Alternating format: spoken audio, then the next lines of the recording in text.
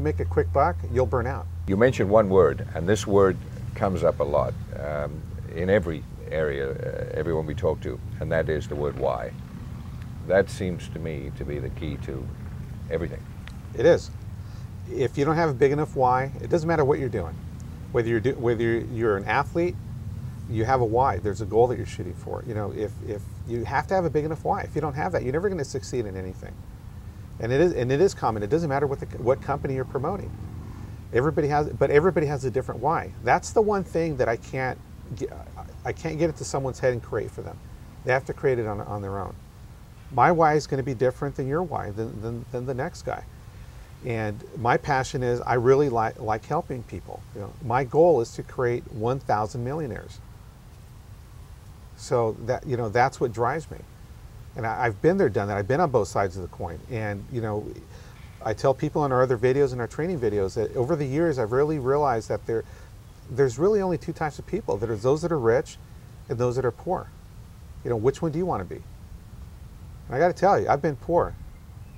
It's a lot nicer being rich. I've looked at Downline University. It's a piece of work. A lot of work went into that, and I know, looking at your background, that you have a tremendous background in the internet. One of the first people to create a network in this beautiful area that you live in here. Do I assume that you have a master's degree or a doctorate in this this kind of work? Well, that's the other phenomenon. And before I answer that question, let me ask you a question. You've been out there interviewing people all over the United States, all over the world on network marketing. And I'm not knocking people, because I'll get to that in a bit. But do you feel like they look like they have master's degrees? You know, it's such a job to say. PhDs? It's such a job to say these days. I mean, I did graduate from MIT, but that's Mexican Institute of Technology. I'm gathering that the answer to the question is no, you don't have that. You've just gone ahead and learned what you have to learn yourself. Is that? And I will say that that's absolutely not putting anybody down, because I don't think Bill Gates or Steve Jobs, they all dropped out of college. I dropped out of college. Right. This has nothing to do with education. Right. You know, people that are driven, you can put them in any environment, they're going to succeed. And I am not knocking education, but the bottom line is, I honestly believe that education or higher education is not for everybody. You have to follow your passion. And a lot of times people go to school because they feel they have to, or that, you know, their brothers and sisters did. But you look out in this industry, and, you know, the people that you see out there all the time that are making these huge amounts of money, most of them are college dropouts or high school dropouts. And that's what frustrates people that have higher education, because, you know, to a certain degree you feel jaded because the system told you go to school, you know, go to high school, then go to college, and, you know, then go on and work in corporate America. Well, what has corporate America done today? You know, what about the guy that put in 40 years over at General Motors and just got a pink slip and said, hey, sorry buddy, you know, we don't have any money. And we don't have a retirement plan. And we don't have a retirement plan. What about all those people that lost money in their 401ks? Yeah. It has nothing to do with education. In my other businesses, I've had people that have worked for me, up to 4 people that have worked for me, that all had master's degrees. And yet I dropped out of college. And I'm sitting there looking at them, and, you know, I love them to death, but it's like they reach a point in their lives, and unfortunately a lot of people, this happens around their 40s. They realize, you know, they either went through a divorce or death or something, and, you know, or they got laid off, and they realize, wow, I just spent 20, 30 years doing this, and it really didn't pay off. So what I told my kids was that whether you get a degree or not, you need to strive to be in that top 20%, whatever trade that you're in. I don't care if it's photography, I don't care if it's, you know, you want to be a personal trainer. Just be the best. You want to be a surgeon, try to be in that top 20%.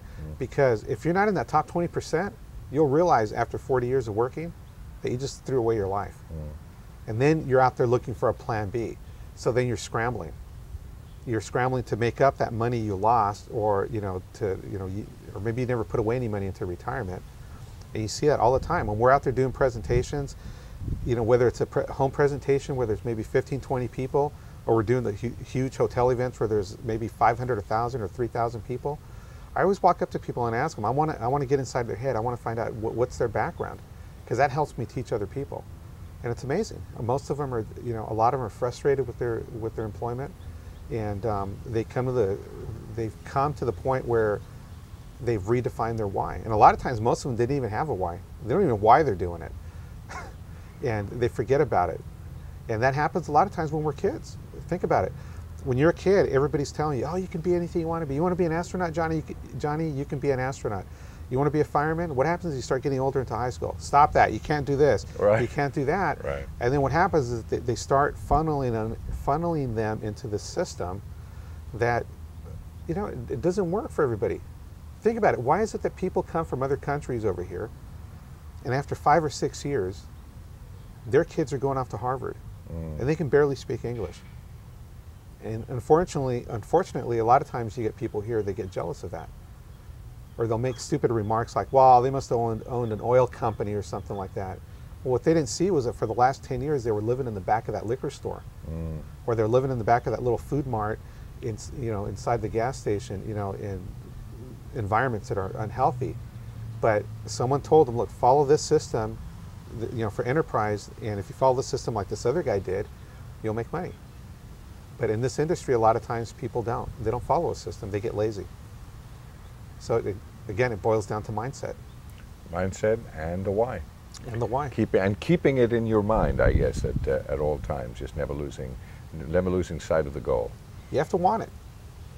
It doesn't matter if you have any money or not. If you don't have any money, there's people out there that will sponsor you. If you're passionate enough and you're willing to put in that time, we have an angel program that we promote, that we also do through nonprofits and stuff like that, where I'll find distributors that will sponsor someone that doesn't have the money.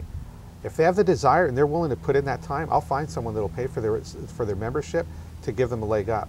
But they have to want it bad enough. So that's basically it. You have to want it. You have to want it.